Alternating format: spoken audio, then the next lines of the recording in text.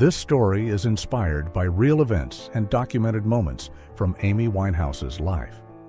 Some scenes have been dramatized to capture the emotional truth of her connection with fans. The tape stopped rolling.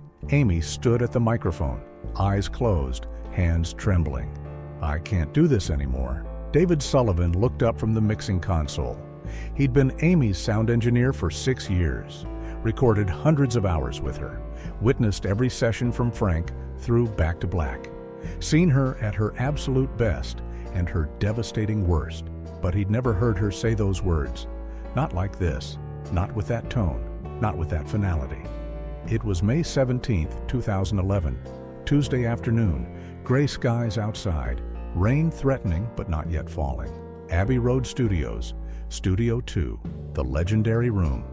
The same space where the Beatles had recorded Sgt. Pepper's, where Pink Floyd captured the dark side of the moon, where legends were born and history was made.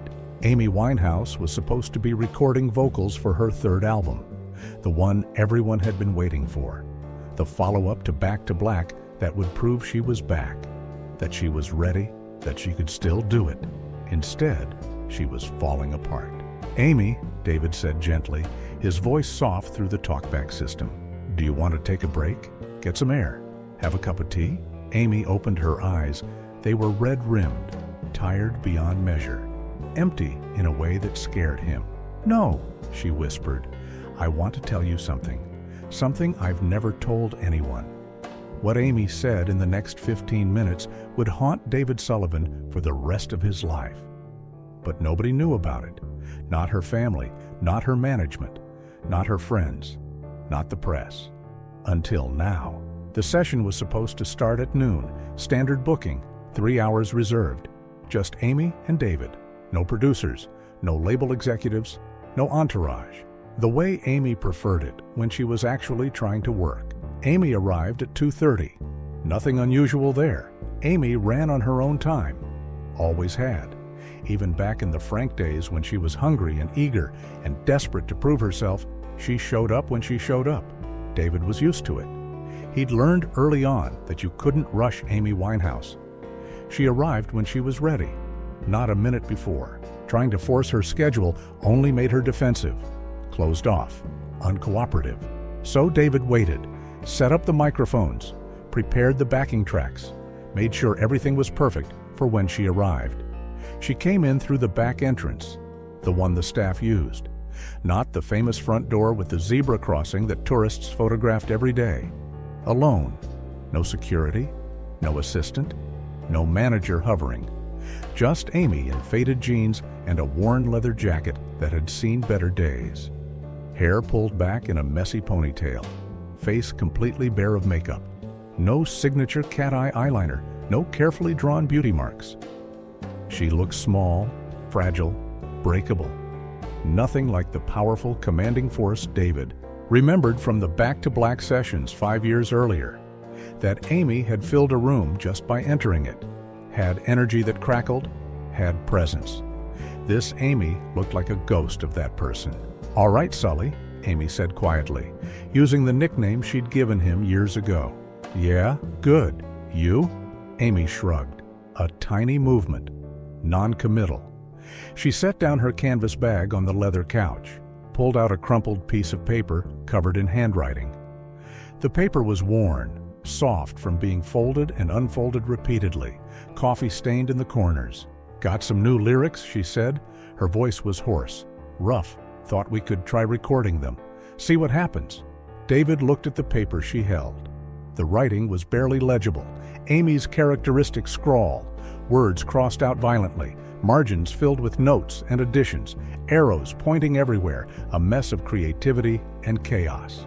"What's the song called?" he asked. Amy hesitated, looked down at the paper, then back at David. "Doesn't have a name yet. Just words. Things I needed to get out." She walked slowly to the vocal booth, the same booth where she'd recorded Back to Black, where she'd laid down "Love is a Losing Game" in one perfect, devastating take, where she'd laughed between lines, where she'd made jokes about her pronunciation, where she'd been happy. David watched her through the control room glass. She adjusted the microphone stand, lowered it slightly, tested the headphones, adjusted the foam windscreen, going through all the familiar motions. But something was profoundly wrong. Amy's movements were mechanical, automatic, like a person going through choreography they'd performed 1,000 times but no longer understood why, like she was somewhere else entirely, 1,000,000 miles away from Studio 2. "Ready when you are," David said into the talkback, keeping his voice gentle. Amy nodded once, closed her eyes, stood perfectly still, waiting for the track to start. David had prepared a simple piano backing track. Nothing fancy, nothing complicated, just chords. Space for Amy's voice to breathe and soar the way it used to. The music started, soft, gentle, inviting. Amy opened her mouth. Nothing came out. Her lips moved, her throat worked, but no sound emerged. Nothing at all. She tried again, took a breath, prepared herself. Still nothing. David stopped the track. "You okay?" Amy's eyes were still closed. "Yeah, sorry, just give me a minute." Again. They tried 3 more times. Each time, Amy couldn't sing. The words wouldn't come. Her voice wouldn't cooperate. It was like watching someone try to remember how to breathe. Something that should be automatic, natural, effortless, but wasn't anymore. Finally, on the 5th attempt, she managed to get through the first verse. Her voice cracked on every other word, shaking, fragile, thin. Nothing like the powerful, commanding instrument David knew. Nothing like the voice that had won 5 Grammys. Nothing like the voice that had defined a generation. This was the voice of someone breaking. When the verse ended, Amy stopped, opened her eyes, looked directly at David through the glass separating them. "It's gone," she said flatly. "What's gone?" "My voice, the music, the connection, all of it. It's gone." David felt his stomach drop, felt ice spreading through his chest. "Amy, that's not true. You just need—" "No?" Amy's voice was firm, clear, certain. "You don't understand, Sully. It's not that I can't sing. Physically, the mechanics still work. It's that I don't want to anymore. I don't have anything left to say, nothing left to give." She took off the headphones, carefully, deliberately, set them on the music stand, walked out of the booth. Each step measured, controlled. She sat on the leather couch against the wall.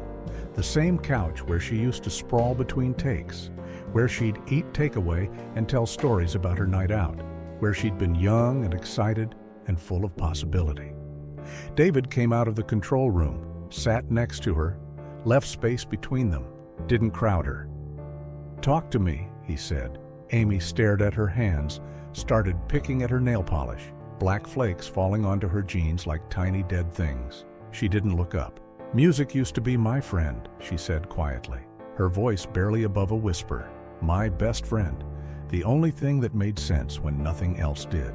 When my parents were fighting. When boys broke my heart. When I felt alone. I had songs. I had my voice. I had this." She gestured vaguely around the studio, at the equipment, the soundproofing, the history in the walls. "But now," she trailed off, shook her head. "Now music just reminds me of everything I've lost. Every time I try to sing, all I can think about is Blake, the drugs, the chaos, the tours that went wrong, the people I've disappointed, the person I used to be." David listened, didn't interrupt, didn't try to fix it, just listened. "I used to love being in the studio," Amy continued, her voice strengthening slightly. "Remember? The Back to Black sessions? We'd be here for 12, 14 hours sometimes. And I wouldn't want to leave. I'd be exhausted, but I'd want to do one more take. Get it just right. Perfect." She laughed, a bitter, hollow sound. "Remember when we did Love is a Losing Game? I made us redo it 47 times because I wanted every breath, every pause, every inflection exactly right. And you thought I was crazy. But I knew what I was hearing. I knew what it needed to be." David remembered. Of course he remembered. That was the Amy he knew. The perfectionist, the artist who cared so deeply about every detail that she'd work herself to exhaustion. "Now I can barely get through one take," Amy said, "because every word I sing feels like a lie. How can I sing about love when I destroyed the only relationship that mattered to me? How can I perform soul music when I don't feel like I have a soul left? Amy, no, Sully, listen to me. Her voice was urgent now, desperate. She looked at him for the first time since sitting down. Her eyes were intense, pleading. How can I stand on stage and pour my heart out when I feel completely empty? When there's nothing left inside to pour? David felt helpless, completely out of his depth. He was an engineer, a technical person. He understood frequencies and compression and mic placement. Not this, not existential crisis, not the death of artistic passion. Amy stood up abruptly, started pacing the room. 3 steps one way, turn, 3 steps back, agitated, restless. Music was supposed to save me, she said. That's what everyone told me. My dad, my manager, the therapists, everyone. Get back in the studio, Amy. Focus on the music, Amy. Let the songs heal you, Amy. Music is your therapy, Amy. She stopped pacing, stood in the middle of the room. But what if music isn't the answer anymore? What if it's part of the problem? What if every time I write a song or record or perform, I'm just rehearsing my trauma, reliving it, making it permanent? David had no answer, no response. What could he possibly say to that? Amy sat back down, deflated, energy gone. Every song I write is about pain, Sully, about Blake, about addiction, about loss, about suffering. I'm trapped in this horrible cycle where I live the pain, then write about the pain, then record the pain, then perform the pain, and then thousands of people applaud because my suffering sounds pretty when I put it to music. Her voice cracked. Tears started flowing. She didn't wipe them away. I'm so tired. I'm so fucking tired of being Amy Winehouse, the tortured artist. The girl who sings soul because her soul is broken. The one who can only make art when she's destroying herself. I'm tired of people expecting me to bleed for their entertainment. David had worked with dozens of artists over his career. Legends, newcomers, everyone in between. He'd heard complaints, frustrations, creative blocks, but he'd never heard anyone articulate their relationship with music like this, with such raw honesty, such devastating clarity. What do you want? He asked softly. Amy wiped her face with her sleeve, took a shaking breath. I want music to feel like it used to, when I was 14, 15 years old, singing jazz standards in my bedroom, learning Ella Fitzgerald songs by heart, before the contracts and the fame and the expectation and the pressure, when it was just me and the music, pure, simple, mine. She picked up the crumpled lyrics from where she'd left them, smoothed them out on her knee, stared at the words. I wrote these yesterday, she said. Sat up all night writing, 4 in the morning, still going. You know what they're about? David shook his head. They're about a girl who used to love singing, past tense. A girl who had this gift and didn't appreciate it until it was gone.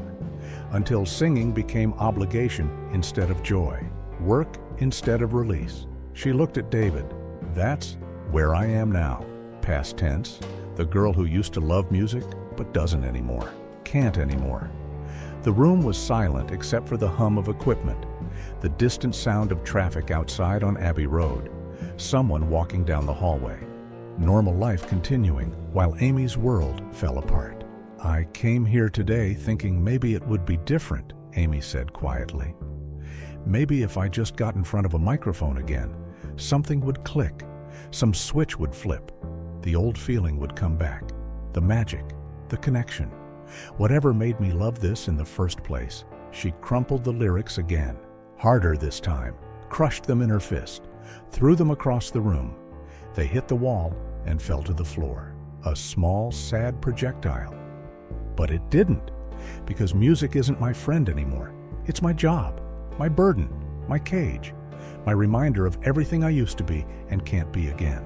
Every note I sing is a ghost of who I was. David didn't know what to say, felt completely inadequate, useless. What could a sound engineer possibly offer in a moment like this? You know what the worst part is? Amy continued. Her voice was flat now, emotionless, like she'd cried out all the feeling. Everyone needs me to keep singing. My label needs another album. They've invested millions. My management needs me touring. My family needs the income. The fans need new material. Everyone's waiting for the big comeback. Amy Winehouse rising from the ashes like a phoenix. She laughed.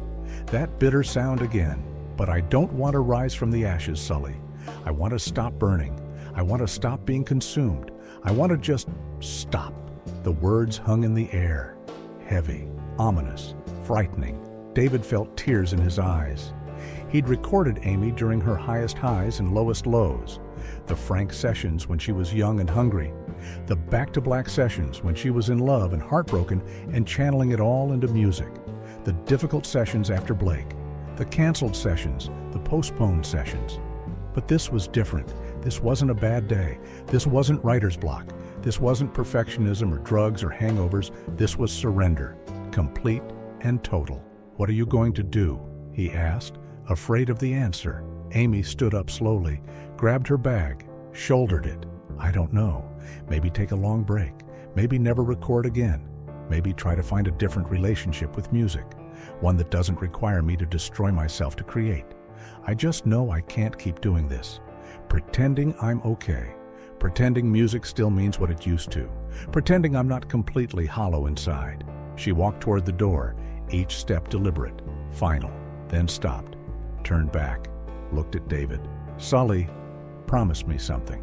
Anything. Don't tell anyone about this conversation. Not my dad, not my management, not the label. Nobody. Let them think I'm just having a bad day, writer's block, artist temperament, whatever story makes them comfortable. David nodded. I promise. Amy smiled. A sad, small, heartbreaking smile. You've always been good to me. One of the few people in this industry who never treated me like a product, like a commodity, like Amy Winehouse TM, instead of just Amy. Thank you for that. It's meant more than you know. She opened the door, paused in the doorway, backlit by the fluorescent hallway lights. And Sully? Delete that recording, the one we just did, the failed take. It's not good enough. It'll never be good enough. Nothing I do will ever be good enough again. Then she was gone. The door closed softly behind her. David sat alone in Studio 2 for 30 minutes, not moving, not thinking, just sitting, processing. He'd seen artists struggle before, watched them fight writer's block, fight perfectionism, fight self-doubt, fight industry pressure. But he'd never seen an artist lose their fundamental love for music itself, never watched someone's gift transform into a burden they couldn't carry. Amy was right about one thing. She used to light up in the studio, used to treat every session like a gift, would laugh between takes, make jokes, do silly voices, be present, be happy. That Amy was gone. Had been gone for a while, David realized. He'd just been too close to see it clearly. The Amy who left Studio 2 that day was exhausted, hollowed out, running on empty, operating on autopilot, with no destination in mind. David didn't delete the recording like Amy asked. He couldn't. Something deep in his gut told him it might be important someday, that maybe someone would need to understand what she was going through. He saved it to a private hard drive, labeled it simply May 17, 2011, Amy Session, then locked it away in his home studio, told no one it existed. That was the last time David Sullivan saw Amy Winehouse alive. 2 months and 6 days later, she was dead. The night Amy died, July 23, 2011, David got the call from Pete, their mutual friend who'd introduced them years ago. David was at home, in his kitchen, making dinner with his wife. Normal Saturday evening. His phone rang, Pete's name on the screen. Dave, I need to tell you something. You should sit down. David's wife looked at him, saw his face change, knew something was wrong. Amy's dead. Found her at her flat in Camden this afternoon. They think alcohol poisoning. I'm so sorry, mate. David dropped his fork. It clattered on the plate, loud in the sudden silence. He stared at his phone, couldn't process the words, couldn't make them make sense. Amy Winehouse, dead at 27. Alcohol poisoning, found in her Camden flat, the same number as Jimi Hendrix, Janis Joplin, Jim Morrison, Kurt Cobain, the 27 Club, the cursed age for musicians who burn too bright. His wife asked what was wrong, what happened, who called. David couldn't speak, couldn't form words, couldn't explain. All he could think about was that afternoon in May. 2 months ago, Amy sitting on the couch in Studio 2, crumpled lyrics on the floor, saying music wasn't her friend anymore, saying she wanted to stop burning. Had he missed something critical? Should he have called someone, told her family, gotten her help, broken his promise? The guilt ate at him for months, kept him awake at night, made him question every decision. But there was also anger, deep burning anger at everyone who pushed Amy when she clearly needed rest, who booked tours when she needed healing, who demanded more music when she had nothing left to give, who saw her struggling and chose to look away because her suffering was profitable. The industry loved Amy Winehouse, but it didn't protect her. It used her up until there was nothing left, then acted shocked when she died. David went to Amy's funeral, stood in the back of the synagogue, watched hundreds of people mourn a woman they claimed to love. Industry executives who'd pressured her for albums, managers who'd booked tours she wasn't ready for, journalists who'd hounded her, photographers who'd stalked her, all crying, all devastated, all claiming they'd tried to help. But how many of them really knew her? Really understood what she was going through? Really listened when she tried to tell them she couldn't continue? David thought about the recording, the one from May 17th, Amy's voice cracking, fragile, breaking, the sound of someone at the end of their rope. That was the real Amy, not the powerful performer on stage at Glastonbury, not the Grammy-winning artist accepting awards, not the tabloid fixture stumbling out of pubs. The exhausted woman in Studio 2 who couldn't sing anymore because singing had become pain. That was real. That was true. For years, David kept the recording completely private, as promised, even at the funeral, even when people asked if he knew anything, even when biographers reached out. He said nothing, honored his word to Amy. But as time passed, 5 years, then 8, then 10, he started thinking differently about his promise, about what Amy would actually want. Amy's legacy was being shaped by other people. Her music was being celebrated, her talent praised, her style imitated. But nobody talked honestly about the cost. Nobody discussed what fame and expectation and industry pressure did to her. Nobody examined the system that chewed her up and spit her out. Everyone wanted to remember Amy the star. Nobody wanted to acknowledge Amy the person who died asking for the suffering to stop. In 2019, 8 years after her death, David made a decision. He reached out to Mitch Winehouse through a mutual contact, asked for a meeting. Private? Confidential? Important. They met at a cafe in North London. Neutral territory. David told Mitch everything about the May 17th session, about what Amy had said, about the recording he'd kept. Mitch listened, face getting paler, hands shaking slightly, tears rolling down his cheeks. "Can I hear it?" he asked. David had brought his laptop, headphones. They sat in that cafe, and Mitch listened to his daughter's voice, cracking, breaking, exhausted. When it finished, Mitch cried, really cried. The kind of grief that comes from finally understanding something you wish you'd known earlier. "I knew she was struggling," Mitch said, "but I didn't know it was this bad. I thought the music would save her, that getting back to work would help. I pushed her to record, to tour. I thought I was helping." David put his hand on Mitch's shoulder. "We all thought we were helping.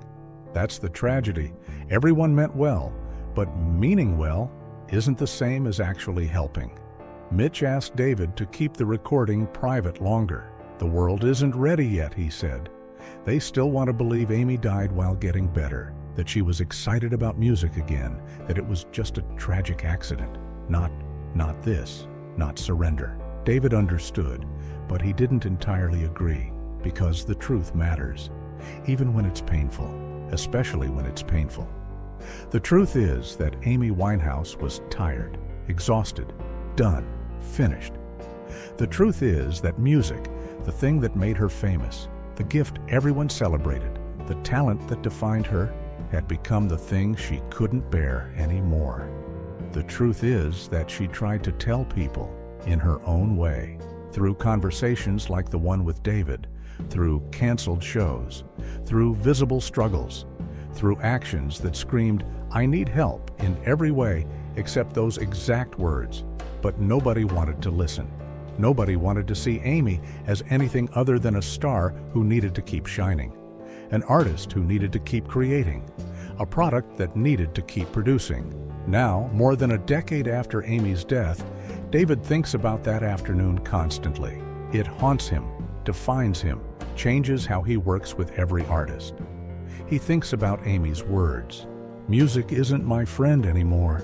He thinks about how alone she must have felt, trapped by the very gift that made her famous, unable to quit because too many people depended on her, unable to continue because there was nothing left inside to give. He thinks about all the young artists coming up now, the ones being pushed and packaged and processed by the same industry that destroyed Amy, the ones who might be feeling exactly what Amy felt, the ones who need someone to tell them it's okay to stop, it's okay to rest, it's okay to put your well-being above your art, because that's what Amy needed: permission to stop, protection from the machine, someone to say, "Your life matters more than your music." And nobody gave it to her. Everyone wanted one more album, one more tour, one more performance, one more piece of Amy Winehouse, until there was nothing left. The recording from May 17, 2011 still exists, locked away on David's hard drive. Amy's fragile voice, her cracking notes, her exhaustion captured in sound waves and digital files. Someday, maybe it will be released. Maybe people will finally understand what Amy was trying to say in her final months. That music can be magic, but it can also be a prison. That fame can be thrilling, but it can also be suffocating. That sometimes the most talented people are the ones suffering the most, because they give everything they have, every piece of themselves, every emotion, every experience, until there's nothing left but an empty shell performing for other people's entertainment. David Sullivan still works at Abbey Road, still records artists, still loves music, still believes in its power to heal and transform and inspire. But he's different now, permanently changed by that May afternoon. More careful, more aware, more protective.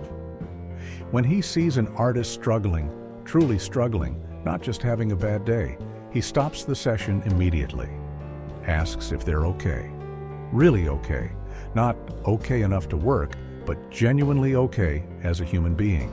He's walked away from lucrative sessions because the artist clearly wasn't in a state to record.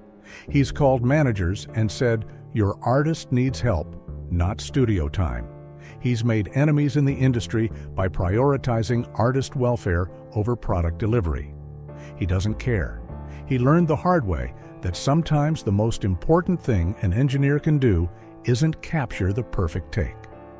It's protect the person behind the voice, even if that means no music gets made that day, even if that means schedules slip and labels get angry and money gets lost, because he knows what happens when you don't. When you prioritize the art over the artist, when you push people past their breaking point because the show must go on, you get Amy Winehouse, dead at 27, one of the greatest vocalists of her generation, a once-in-a-lifetime talent, an artist who could make you feel every word she sang, gone forever, because nobody said stop when she desperately needed to hear it. Amy was human, fragile, hurting, tired beyond measure. And on May 17, 2011, she tried to tell someone, she tried to explain that she couldn't carry the weight anymore, that the gift had become a curse. That music, her oldest friend, her greatest gift, her defining characteristic, had transformed into something she couldn't bear to touch.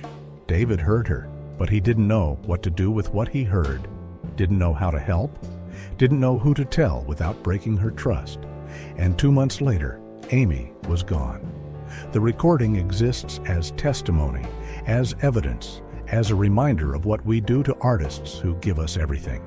We love them, we celebrate them, we buy their albums and attend their concerts and post about them on social media. And then we ask for more, always more. One more song, one more album, one more tour, one more performance, until there's nothing left to give. until they break, until we lose them. Amy Winehouse broke, slowly, publicly, painfully, and the world watched and applauded and demanded more until there was nothing left. The studio where they recorded that day is still there, still booking sessions, still creating music, still making magic. Sometimes, late at night when David is alone in the building, working late on a mix or preparing for the next day's session, he swears he can hear Amy's voice echoing through the hallways. Not the powerful Grammy-winning voice that made her famous. The other one, the tired one, the honest one, the one that said, "I can't do this anymore." And he wishes more than anything in the world that someone had listened when it mattered, that someone had said, "Then don't, just stop, just rest, just be Amy." Not Amy Winehouse the star, not the product, not the brand, just Amy, the person, the human being who matters more than any song ever could. But nobody said that, because the music industry doesn't work that way. It never has. Artists are investments, products, content creators, revenue streams, not people who need rest, not humans who can break, not souls that can be extinguished by too much pressure and too little support. The recording from May 17, 2011 is Amy's real final studio session, the truth of who she was in her last months. Not the Tony Bennett duet that everyone celebrates, beautiful and professional and polished as it was. But the May session was raw truth, unfiltered honesty. Amy at her most vulnerable, her most real, her most human. And maybe that's the legacy that matters most. Not the Grammy Awards, not the platinum albums, not the viral performances, not the cultural impact or the fashion influence or the musical innovation. But the moment when Amy Winehouse, exhausted and alone and desperate, told someone the truth about what fame and pressure and expectation had done to her. Music isn't my friend anymore, because admitting that, acknowledging that the gift had become a burden, takes more courage than any performance ever could, more honesty than any lyric, more vulnerability than any stage could hold.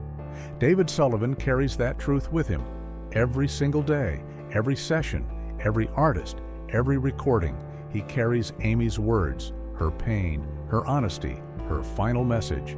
And he hopes that somewhere, somehow, someday, sharing this story might help someone else. Some other tired artist, some other exhausted performer, some other person who feels trapped by the thing they're supposed to love. It's okay to stop. It's okay to rest. It's okay to say you can't do it anymore. You are more important than your art. Your well-being matters more than anyone's entertainment. Your life has value beyond what you can produce. Amy never got to hear those words when she needed them most, but maybe someone else will. Maybe this story will reach someone standing where Amy stood that May afternoon. And maybe that will be enough. Maybe one person will choose rest instead of destruction, will choose life instead of art, will choose to stop burning before they're completely consumed. That would be Amy's real legacy. Not the music, not the fame, not the tragedy, but the lesson she taught us through her suffering. The truth she tried to tell us before she died, that artists are human beings first. And sometimes the most important thing we can do is let them stop. If you or someone you love is struggling with addiction, exhaustion, mental health challenges, or feeling trapped by expectations, please reach out for help. You don't have to carry it alone. Your life matters more than any performance. The Amy Winehouse Foundation.